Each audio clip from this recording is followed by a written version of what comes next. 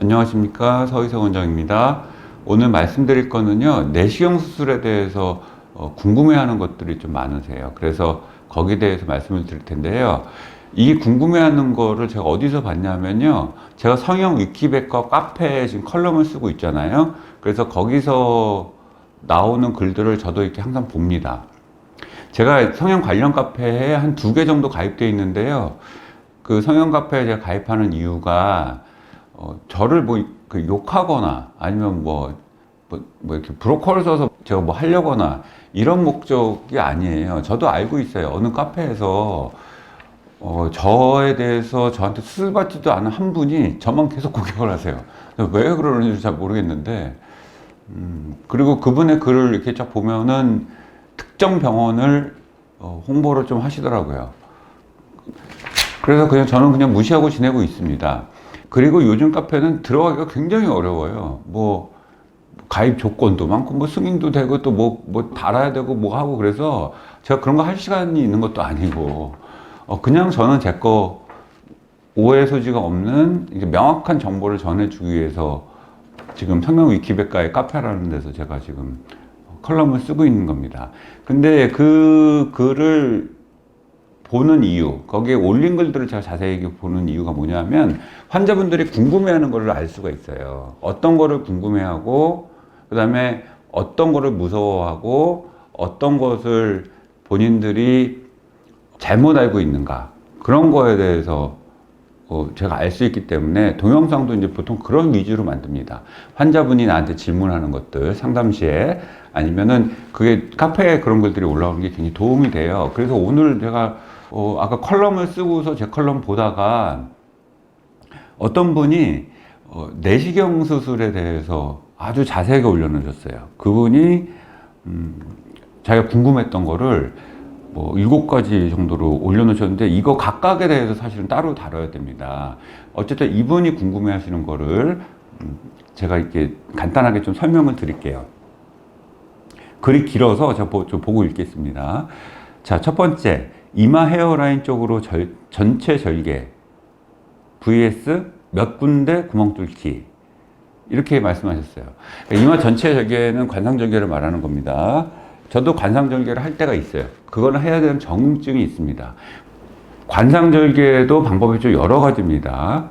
이마에도 층이 있어요. 이마도 해박을 잘 알아야 되는데, 보통은 뼈막 위로 들어갈 것인가, 서브 갈레아라고 그러죠. 또는 서브 페리오스티움, 뼈 밑으로 들어갈 것인가, 이런 거를 좀 따져야 됩니다. 보통은 관상절개는 서브 갈레아, 뼈막 위로 들어가게 되죠.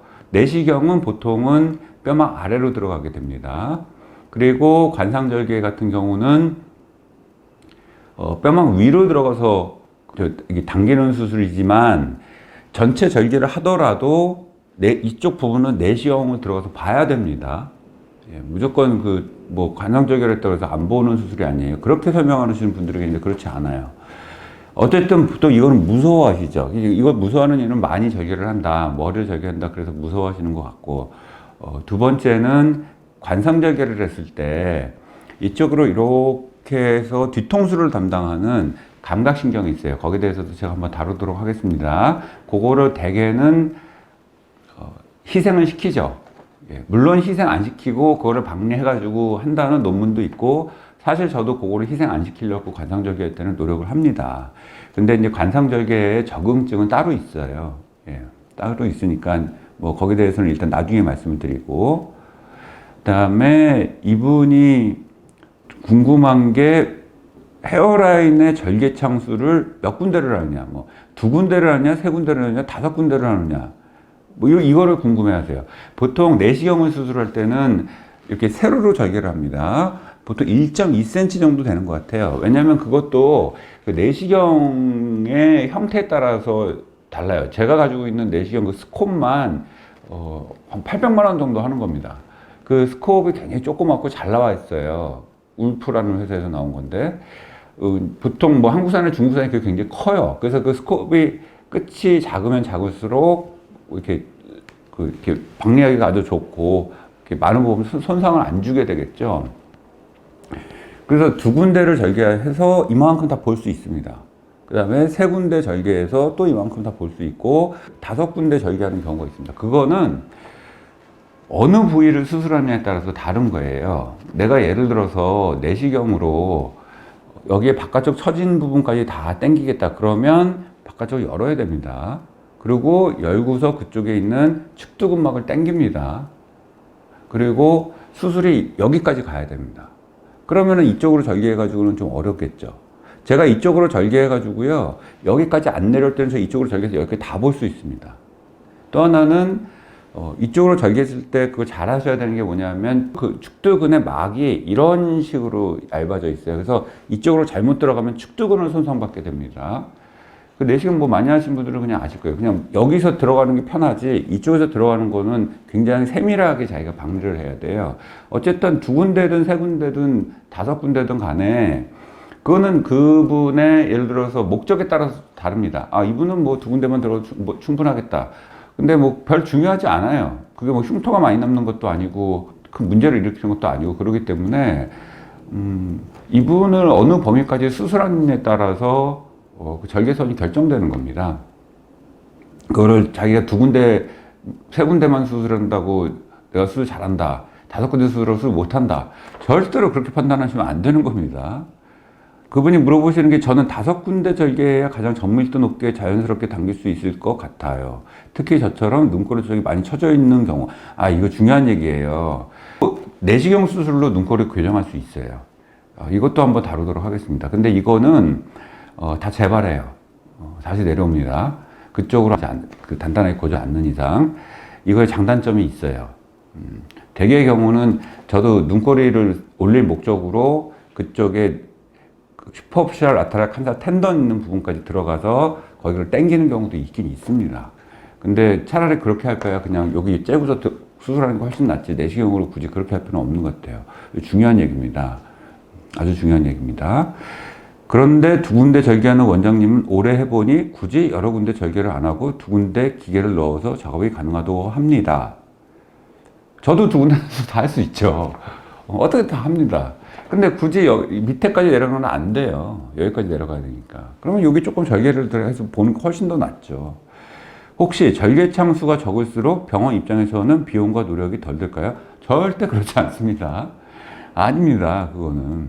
절개를 적게 넣어도 됩니까? 아, 여기까지는 할 필요가 없으니까 적게 넣어도 그걸로 빨리 끝나는 것 뿐이지 절개창을 더 넣어야 되는 상황이면 넣어야 되는 겁니다. 그게 뭐 비용 뭐 수술 시간이 뭐 2, 30분 더 걸리겠죠. 근데 그게 무슨 세 개 넣는다고 돈을 더 받고 다섯 개 넣는다고 덜 받나요? 그거에서 차이는 주지 않습니다. 저는 수술 비용이 뭐 예를 들어 브로우만 높일 거냐 아니면은 이마 주름까지에 있는 거를 해결할 거냐 바깥쪽에 처진 거를 해결할 거냐 뭐 눈꼬리 건드릴 거냐 안 건드릴 거냐에 따라서 수술 비용이 달라지는 거지 뭐 절개창 수에 따라서 수술 비용이 달라지거나 그러진 않아요. 환자 입장에서는 절개창 수가 많을수록 좋을까요? 아니면 반대? 절개한 곳이 많으면 아무래도 흉터나 탈모의 위험은 더 있겠죠? 여러분은 어떻게 생각하시나요? 이 탈모에 대해서는 제가 좀 이따가 말씀드리겠습니다. 그 질문이 있으시니까. 탈모는 생기는 원인이 되게 여러 가지인데요. 뭐, 이 바깥쪽에서 탈모 생기는 경우는 거의 없어요. 그리고 절개창 수가 많은 게 좋을까요? 아니요, 뭐 꼭 많다고 좋은 것도 아니고 나쁜 것도 아닙니다. 자, 봉합, 녹는실, 엔도타인, 티타늄, 골막 자연유착 아주 다 알고 계세요, 이분. 여기서 말씀드리겠습니다.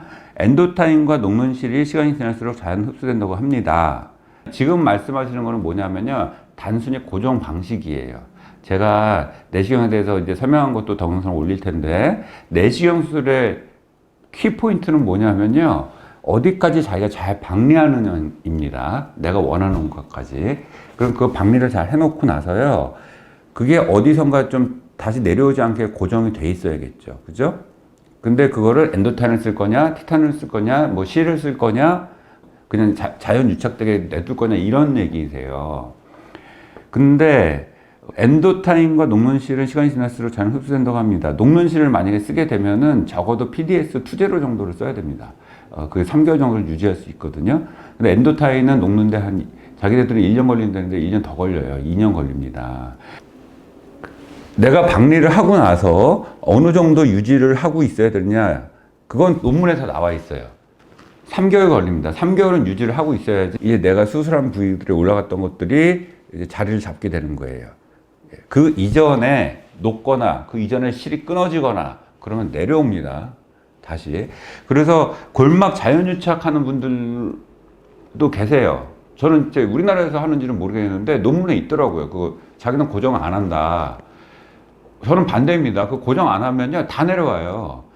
왜냐면 우리가 걸어 다니지 않습니까? 계속 자기가 예를 들어 누워있으면 이렇게 올라가게 됐을 텐데, 아니면 자기가 땡기고 있든지, 그러면 상관이 없었는데, 우리가 걸어 다니는데 중력방으로 계속 내려오지 않습니까? 내가 수술을 여기까지 이렇게 박리를 해놨는데, 그게 그대로 유지하나요? 못합니다. 골막 자연유착이라고 잠깐 어느 논문에 나온 게 있었어요. 근데 그건 하면 안 된다고 생각하고요. 티타늄은 저는 제가 개발한 티타늄도 있어요. 아주 조그만 그 스크류에 구멍 뚫어가지고 제가 개발했어요. 그냥 티타늄이면 자꾸 빠지고 그러고 나중에 고정해놨더니 이렇게 그 실이 풀리는 경우도 있고 구멍 뚫어가지고 개발해가지고 한동안 쓴 적도 있습니다. 티타늄의 단점은 뭐냐면요. 그 부분에 탈모가 생기고요. 나중에 빼야 돼요. 무조건. 그거 만져져가지고 환자들 불편합니다. 그 부분 아파하기도 하고. 그래서 과거에는 제가 티타늄을 썼었는데 지금 다 포기했어요. 이만큼 버렸어요. 근데 제가 남아있는 게 있는지 모르겠어요. 그 남아있는 게 있으면 나중에 사진 찍어가지고 동영상을 좀 보내겠습니다. 어쨌든 실과 엔도타인, 결국 두 가지 방법이에요. 이 두 가지 방법은 논문에서 나와 있습니다. 둘 다 reliable한 방법이다. 고정시킬 때 둘 다 믿을 만한 방법이라는 거죠.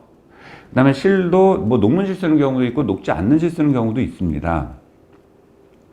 엔도타인 하는 병원은 피부가 너무 얇으면 엔도타인 못하고 실로 할 수도 있다고 합니다. 꼭 그렇지 않아요. 엔도타인, 나중에 제가 엔도타인 회사 불러가지고요. 그 엔도타인 제품에 대해서 좀 설명을 할게요.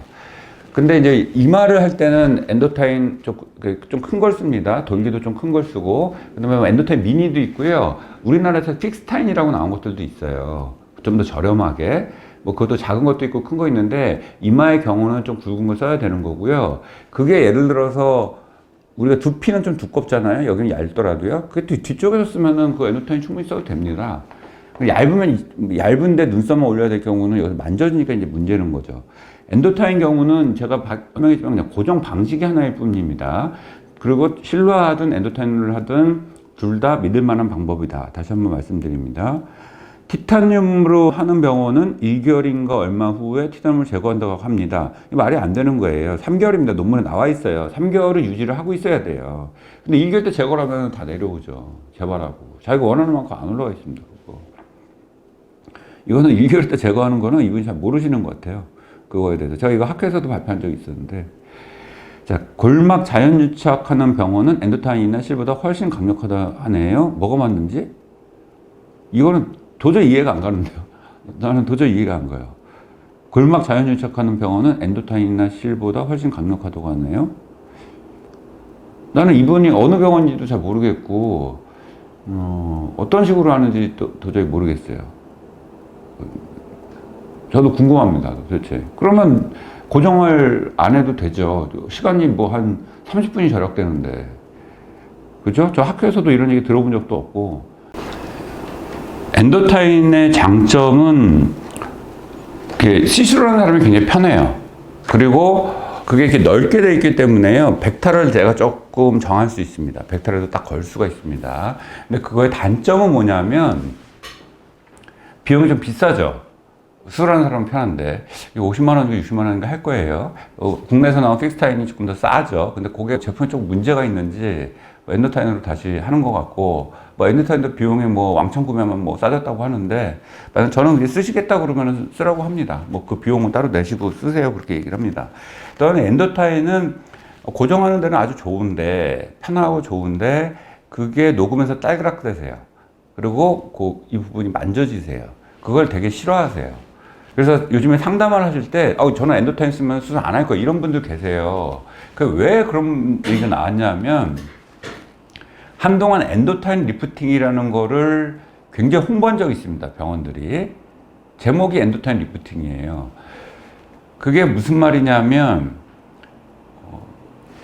단순히 고정 방식의 그거는 하나일 뿐인데 내시경 수술의 제일 중요한 부분은 얼마만큼 내가 정확하게 박리를 했느냐, 단단한 부분은. 그게 중요한 건데, 박리는 대충 하고, 엔도타인으로 쓱 그냥 걸어버리고, 그러니까 환자는 무지 아프고, 3개월 지났더니 다 내려오고, 그게 무슨, 리프팅이라고, 그 엔도타인 리프팅이에요. 말 그대로 엔도타인 리프팅이에요. 그러니까 엔도타인을 썼던 분들이, 효과가 적다, 고생은 한다, 뭐는 만져진다, 이런 게 소문이 나버린 거예요.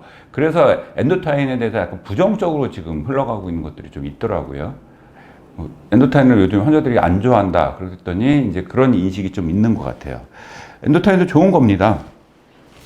네 번째, 이마가 넓어진다 아니다. 이 얘기는 제가 수도 없이 하는데, 대부분 당기는 만큼 1cm가량 이마가 올라간다. 어쩔 수 없다. 신경 쓰이면 이마 축소수가 병행해야 된다. 그런데 한 군데는 이마가 넓은 사람은 눈썹만 올리고 당겨서 남는 부분은 헤어라인 아래 골막이 겹쳐 놓으면 시간이 지나면서 자연스럽게 펴지면서 유지가 된다. 그러면 오히려 이마가 좁아질 수 있다면 제 얘기 같은데, 이게. 만약에 이마를 넓히지 않고 가능하다면 다른 병원도 다 그렇게 하면 될 텐데 싶어서 살짝 믿음이 안 가네요. 제가 이마가 넓은 경우에 수술한 거를 보여드리겠습니다. 내시경 수술한 거를. 이걸 환자분들이 어떻게 얘기하냐면 황비용이 된다, 이마가 더 넓어진다, 이렇게 얘기하시는데, 아주 중요한 문제예요. 이거에 대해서도 한번 저희가 세미나를 한 적이 있었는데, 위와 같은 방법으로 이마 넓히지 않고 가능할까요? 제가 지금 얼굴이 길어서 이마가 더 길어지면 안 되거든요. 굉장히 중요한 얘기입니다. 그러니까 저희가 이마 성형할 때 반드시 알아야 되는 게, 얼굴에 코를 하든 눈을 하든 안면 광대 수술을 하든 얼굴의 미학적인 거에 대해서 굉장히 잘 알아야 됩니다. 그래서 그거에 대한 세미나가 다 따로 있어요. 어떻게 하면은 예쁜가, 자연스러운가. 그래서 황금비 이런 것도 있지 않습니까? 거기에서 굉장히 연구를 많이 한 사람이 고 이승철 교수예요. 제가 나중에 이승철 교수의 저 사모님하고 얘기해서 그분의 강의를 좀 올려도 되겠냐 그래서 한번 올려보겠습니다. 그거와 마찬가지로 이마도 마찬가지로 어떤 게 예쁜 이마가 따로 있어요. 여자가 예쁜 이마가 따로 있고 남자가 예쁜 이마가 따로 있고, 이마가 넓어 보이는 경우는 어떤 경우에 넓어 보이느냐, 이마가 좁아 보이는 경우는 어떤 부분 때문에 좁아 보이느냐, 그 이유가 다 따로 있는 겁니다. 그걸 알고서 수술하셔야 돼요. 근데 이분 질문을 잘 보면요, 물론 이마가 너무 넓어서 축소술하는 거는 괜찮아요. 저도 축소술을 같이 하긴 하는데, 환자가 너무 넓은 경우는. 근데 내시경 가지고 올린 다음에 이마가 더 넓어 보이지 않게 오히려 조금 더 좁아 보이게 수술할 수 있습니다. 그리고 제가 권하는 방법은요, 모발 이식을 권해요. 왜냐하면 요즘에 모발 이식이 너무 발전했어요. 그래서 진짜 깜짝같이 심더라고요. 그래서 내시경 수술하고 난 다음에 눈썹을 올리고 그때 이마에 보이는 넓이를 보고서 나머지 모발 이식을 하면 정말 예쁘게 만들 수 있어요. 근데 이제 축소술의 경우는 좀 다릅니다. 축소술의 경우는 째야 되는 범위가 여기서부터 여기까지 짤 수도 있지만 더 넓게 짤 수도 있어요. 그러면 그게 스퀘어형으로 됩니다. 그거는 남자 이마에 어울리죠. 여자 이마에 어울리는 게 아니고. 그래서 이마에 대한 미학도 굉장히 중요하고, 그걸 어떤 방식으로 해결할까도 중요합니다. 축소술 할 때는 당연히 다 절개를 하는 수밖에 없겠죠. 이마를 넓히지 않고 가능하다면 다른 병원도 다 그렇게 하면 될 텐데 싶어서 살짝 믿음이 안 가네요. 그게 실력이죠. 제가 그걸 가르쳐 주겠습니까? 이마를 넓어 보이지 않게, 이마를 오히려 좁아 보이게 하는 수술 방법을 다른 병원에서 못 하는데 그걸 왜 가르쳐 줘요? 제가 하지, 혼자. 그렇지 않을까요? 그래서 제가 그냥 그 사진을 아예 동영상을 찍어서 다음 동영상에 한번 올리겠습니다. 그러니까 이거 모르시는 분들은 그냥 하면은 넓어진다고 생각하고 넓게 그냥 수술을 하시는 거고요. 이걸 아시는 분들은 그렇게 좁게 하는 겁니다. 저 사람들이 모른다고 내가 좁게 한다는 거 거짓말 하는 건 아니잖아요. 그리고 그걸 못 믿는 거는 이제 본인 자유지만, 그 증거는 나중에 보여드릴게요. 탈모와 감각마비. 이것도 중요한 건데, 일단 탈모에 대해서 먼저 말씀드릴게요. 탈모는요, 이렇게 세로를 째더라도 몇 개의 모근은 손상받을 수 있어요. 그 모근을 다 저희가 피하면서 하나도 손상 없이 수술할 수 있는 건 아닙니다. 다만 절개를 하고요, 모낭에 손상이 받는 거는 절개에서 아주 예리하게 그렇게 손상받아서 문제 생기는 것보다는요, 이걸 당기고 있을 때 손상을 더 많이 받습니다. 그게 무슨 말이냐면, 수술 부위를 하려고 그러면은 옆에서 어시스트가 당겨야 되거든요. 그걸 너무 세게 당기든지, 너무 밑에를 당기든지, 모낭 있는 데를 당기면 손상을 주든지, 그럼 탈모가 생겨요. 그래서 저는 그 당기는 부위를 모낭 손상이 없게 제가 따로 쓰는 그 기구가 있습니다. 따로 쓰면 살짝 벌려가지고 가능하면 모낭 손상 없게 그 부분만 살짝 벌려서 기는 거를 써요. 보통 고정할 때 이런 실수를 많이 하거든요. 그렇게 되면은 탈모가 생기죠. 그런데 그런 것 때문에 일시적으로 탈모가 생기더라도 나중에 다 납니다. 그 큰 문제가 되지는 않지만 어쨌든 본인 입장에서는 탈모가 생겨 스트레스를 받을 수 있죠. 그래서 그걸 줄이기 위해서 저도 다른 어떤 기구를 쓰는 거고 가능한 거기 손상 안 받게 하는 겁니다. 자, 감각마비. 오랜 기간 감각이 돌아오지 않는 경우도 있다고 하네요. 저희가 내시경을 쓰는 이유는 뭐냐면요. 첫 번째 이유 중에 하나가 신경 손상이 없게 하기 위해서 내시경을 쓰는 겁니다. 이거에 대해서도 한번 동영상을 제가 만들어서 얘기할게요. 오른쪽, 왼쪽에서 나오는 신경들의 위치가 다 다르고요. 그 신경들이 근육에서 나오는 형태도 오른쪽, 왼쪽이 달라요. 그리고 눈 바로 위에서 노치에서 나오는 경우도 있지만 그게 아니고 포라멘 타입이라고 위쪽에서 나오는 경우도 있어요. 그래서 그 함부로 박리했다면 그 신경 손상 받습니다. 어느 순간부터는 내시경을 잘 보고서 박리를 해야 돼요. 그 신경을 손상 안 받게 해야지. 감각이 안 돌아온다는 거는 그 신경이 끊어졌다는 얘기예요. 보통 내시경 수술을 하고 나서 감각에 대해서 호소하시는 분들은 뭐 찌릿찌릿하다. 뭐 아니면은 뭐 지렁이가 좀 기어가는 것 같다. 뭐 여기가 앞면이 좀 쪼이는 것 같다. 뭐 이런 걸 호소하시지. 그거는 신경이 살아있다는 얘기겠죠. 신경이 이렇게 거상을 1cm를 내가 올려봤으면 신경도 1cm 늘어날 거 아닙니까? 그럼 거기서 신경이 적응하는 기간이 필요해요. 되게 젊으신 분들은요, 빠르면 1, 2주면은 그게 없어지세요.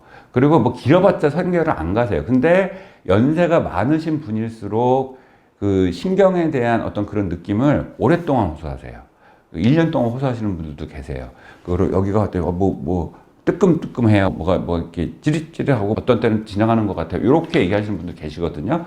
그게 내시경 수술의 약간 단점이긴 해요.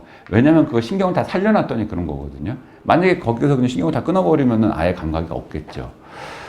그래서 감각에 대한 것도 제가 동영상을 한번 올릴게요. 내시경 수술을 하고 나서 어떠한 문제들의 감각에 대해서 의사들이 생각하고 어떠한 치료 방법이 있고 그거를 줄이기 위해서 어떤 노력들을 하는가. 수술 방법에서도 중요합니다. 이거는 한번 세미나에서 제가 다뤘던 거예요. 그거에 대해서 한번 나중에 얘기를 해보겠습니다. 추가로 성형외과가 아닌 외과에서 거상술을 어떻게 생각하시나요? 제가 안면 거상에 대해서, 이마 거상에 대해서, 목 거상에 대해서 해부학이 굉장히 중요하다고 그랬죠. 여기에 대해서 자기가 해부학을 굉장히 잘 알아야 됩니다. 그래야지 그런 거 손상 없이 하는 거예요. 저는 믿지 못해요. 제가 17년 해부했다고 얘기했는데 몇 년 공부하셔야 될 거예요. 상담받은 병원이 다른 수술은 안 하고 거상 수술만 하루 1인만 수술한다고 해서 왠지 신뢰가 가서 고려하고 있습니다. 여러분 아직도 이런 거 믿으시나요? 뭐 거상술 정밀함이 중요한 것 같아서 꼭 성형외과 아니어도 되지 않을까요? 한번 해보세요. 제가 나중에 어차피 동영상 다 올릴 거고 전에도 얘기를 했으니까. 단지 짠다고 다 그거 거상 아닙니다. 수술 방법에 따라서 빨리 끝나는 수술도 있고 이분이 원하는 거나 내가 교정할 부분에서 오래 걸리는 수술 방법도 있는 겁니다. 그거는 해부학에 대해서 굉장히 능통해야 돼요. 그래서 제가 계속 거상 수술의 이해에 대해서 계속 올리고 있는 거예요. 뭐 그거에 대해서 일반 선생님들이 잘 아신다고 그러면 언제든지 뭐 반박을 하셔도 좋고 거기에 대해서 글을 올리셔도 좋아요. 근데 뭐 쉽지 않으실 겁니다, 아마. 그리고 뭐 어디서 하루에 한 개만 한다? 아니, 내가 진짜 아침에 9시에 들어가서 9시에 끝나는 수술도 있거든요. 그러면 하루에 한 개밖에 못 하죠. 그거는. 근데 제가 내시경 수술하는데 뭐 보통 1시간, 빠르면 1시간, 뭐 길어봤자 2시간 내에 끝나는데 그걸 하루에 한 개 하유는 없죠. 뭐 다른 수술도 뭐 하고 그렇게 하는데. 7번째, 제 얼굴 특징. 눈이 쌍꺼풀인데 윗눈꺼풀이 많이 쳐져서 아래 눈꺼풀을 덮고 눈꼬리 부분을 심하게 쳐져서 짓무르기까지 해요. 이거는 상황을 봐야 되는데 내시경 수술로도 충분히 교정이 가능할 수가 있어요. 바깥쪽에 처진 거를 내시경을 올릴 수 있습니다. 이쪽을 절개를 해서 그 윈도우를 만들어요. 그래서 축두근막을 다 올리는 수술이 따로 있어요. 그쪽에서. 그 5군데를 째야 되는 거죠. 물론 그 수술을 좀 반대하는 의사들도 있습니다. 저는 해요. 이마는 보통 넓이인데 얼굴이 갸름하고 긴 편이라 이마를 위로 당기면 더 길어질까 봐도 걱정되네요. 아, 이것도 중요한 문제인데. 이제 이게 기신 분들이 계세요. 이게. 그 얼굴이 이렇게 좁고 기신 분들이 계세요. 그죠? 그런 분들은 진짜 눈썹만 내가 올릴 거냐, 이마도 같이, 이마가 좁더라도 이거 같이 올릴 거냐, 이런 거 감안해야 됩니다. 감안해서 수술해야 돼요. 그냥 수술하면 안 됩니다. 눈과 눈썹 사이가 좁아서 이마 거상을 고려 중이지만 눈이 들어가 있고 눈두덩이가 얇아서 이마를 당기면 눈이 퍽 꺼져 보일 것 같아요. 아, 이것도 중요한 문제인데. 이거 맞아요. 그래서 제가 올려놨던 글들 중에 여기다 지방이식 함부로 하지 말라는 거 있죠. 왜냐하면 이게 올라가면 얇은 피부가 올라가니까 지방이식 함부로 하면 울퉁불퉁한 게 막 보여요. 그리고 이거 올려버리면 눈이 쑥 꺼져 보이세요. 그래서 미리 환자한테 얘기를 해줘야 됩니다. 이거 올라가면은 눈이 꺼져 보이니까 나중에 눈 수술을 하실 때 뭐 이마 심부볼 지방을 이식을 하든지 뭐 이런 걸 해야 됩니다. 그리고 말씀드리죠. 제가 지방 이식을 함부로 하는 거는 좋지 않다고 했죠. 지방 이식을 배에서 뽑아가지고 이렇게 주사기로 넣는 거는 굉장히 조심해야 된다고 계속 누누이 말하고 있습니다. 중요한 문제입니다. 이것도 한번 다뤄야겠네요. 과연 제게 맞는 수술은 무엇일까요? 처진 부분 절개 후 쌍꺼풀, 눈썹 하 거상술, 이마 거상술. 이분이 고민하시는 게 아주 중요한 문제입니다. 그래서 눈에 관련된 수술할 때는 항상 제가 주장하죠. 눈썹도 봐야 되고 이마도 같이 봐야 된다. 눈만 봐서도 안 된다. 눈과 눈썹 사이의 거리도 중요하고 피부의 두께도 중요하고 이마가 짧냐 넓냐 이런 것도 중요합니다. 그래서 이분이 고민하는 처진 부분 절개 후 쌍꺼풀을 할 거냐, 눈썹 하 거상을 할 거냐, 이마 거상술을 할 거냐 고민인데 그거는 의사와 상의를 하셔야 돼요. 그분은 보고서 말씀드려야 돼요. 진찰을 해보고. 저는 이분을 진찰했는지 안 했는지 전 모르겠는데 봤더니 저한테 상담을 받으셨다고 뒤에 써놨네요. 근데 어쨌든 간에 이거는 중요한 문제입니다. 그리고 눈썹 하거상술 좋은 수술입니다. 눈썹 하거상술에 적응증이 되면은 아주 심플하잖아요. 그리고 그것도 방법이 여러 가지예요. 내가 이렇게 올라간 눈을 내릴 수도 있고요. 이거를 더 내리지 않을 수도 있고요. 약간 올릴 수도 있어요. 그걸 수술하면서 꺼진 눈을 교정할 수도 있어요. 그래서 눈썹 하 거상만도 사실 수술 방법이 되게 여러 가지다. 그리고 처진 부분 절개 후 쌍꺼풀 요거는 굉장히 조심하셔야 됩니다. 이분이 중년이신 것 같은데 중년일 때 잘못하면 인상 더 싸나워 보이죠. 그리고 이마 거상술. 그렇죠. 해결책 중에 하나가 이마 거상술이죠. 좀 두서없이 설명을 하겠는데요. 이분 질문이 너무 제가 중요해서 이렇게 동영상을 좀 만들었습니다. 답변을 하느라고. 각각에 대해서 동영상을 좀 만들어 보겠습니다. 자료를 다 준비를 해서. 그래서 왜 이게 이런지, 그리고 환자분들이 걱정하는 게 어떤 건지, 그리고 이마가 무조건 넓어진다, 황배용이 생긴다, 왜 이런 게 다른 건지에 대해서도 한번 좀 다뤄보도록 하겠습니다. 많이 도움이 되셨으면 좋겠네요. 감사합니다.